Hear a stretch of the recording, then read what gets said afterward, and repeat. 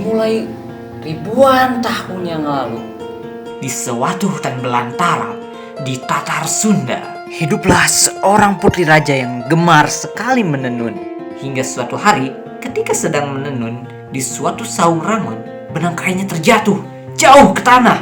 Karena saung itu sangat tinggi dan Dayang Sumbi merasa takut jika harus ke bawah. Maka dia membuat sayembara.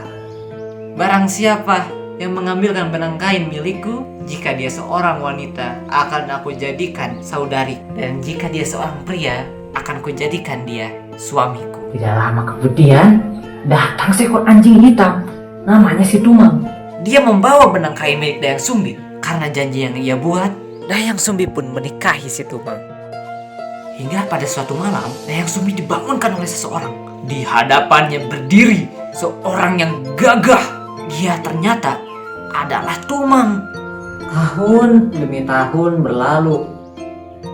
Kini Dayang Sumbi dikalinai seorang anak yang ia beri nama Sangkuriang. Sangkuriang tumbuh menjadi seorang anak yang kuat dan tangguh. Suatu hari, Sangkuriang dimintai untuk membawa hati rusa untuk Dayang Sumbi. Sangkuriang pun pergi ke hutan bersama si Tumang untuk berburu rusa. Akan tetapi di hutan tidak ada satupun rusa.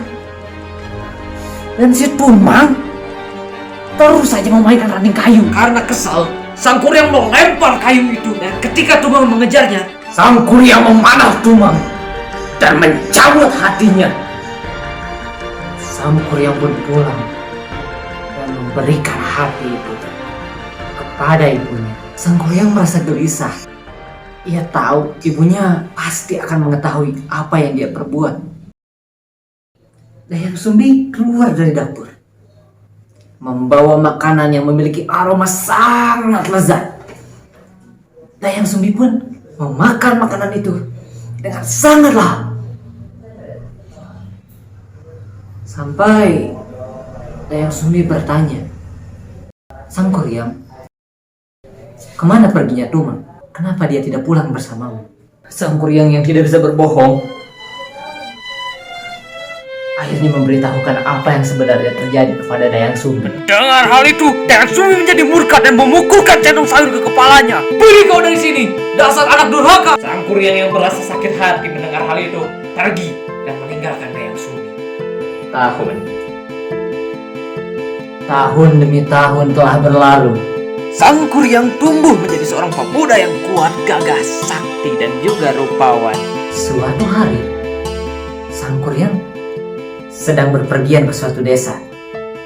Di desa itu, dia melihat seorang gadis yang sangat cantik. Ia langsung jatuh cinta kepada gadis itu. Dan beruntungnya, si gadis ternyata menyukai Sangkuriang juga. Sangkuriang pun langsung bertanya kepada gadis itu, "Siapakah namamu, wahai gadis yang sangat cantik?" "Namaku Sumbi, Kang." "Sumbi, namamu mengingatkan kepada seseorang." "Namaku Jaka." "Namaku Jaka."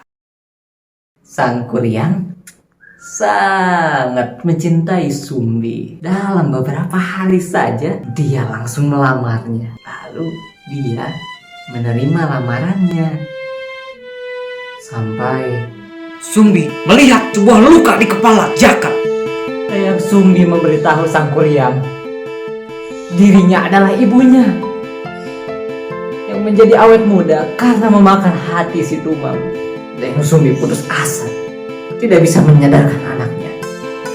Akhirnya memutuskan untuk memberikan satu tantangan, untuk membuat sebuah kapal raksasa dan sebuah danau yang luas untuk berlayar di atasnya dalam waktu 1 malam. Sangkuriang menerima tantangan itu dan langsung meminta bantuan para Guyang dan Silwan. Melihat perahu itu hampir selesai, Dayang Sumbi menjadi panik dan langsung meminta bantuan untuk menumbuk padi dan membakar jerami. Ayam-ayam pun berkokok dan langit berubah warna. Para siluman dan Guyang pun yang melihat langsung lari ketakutan. Sang Guyang pun menjadi murka dan menendang perahu yang ia buat. Dayang Sumbi berlari ke sebuah bukit, di mana di bukit itu Dayang Sumbi diangkat ke langit oleh para dewa. Dan perahu yang terbalik itu kini berubah menjadi sebuah gunung yang hingga kini dikenal sebagai Gunung Tangkuban Perahu.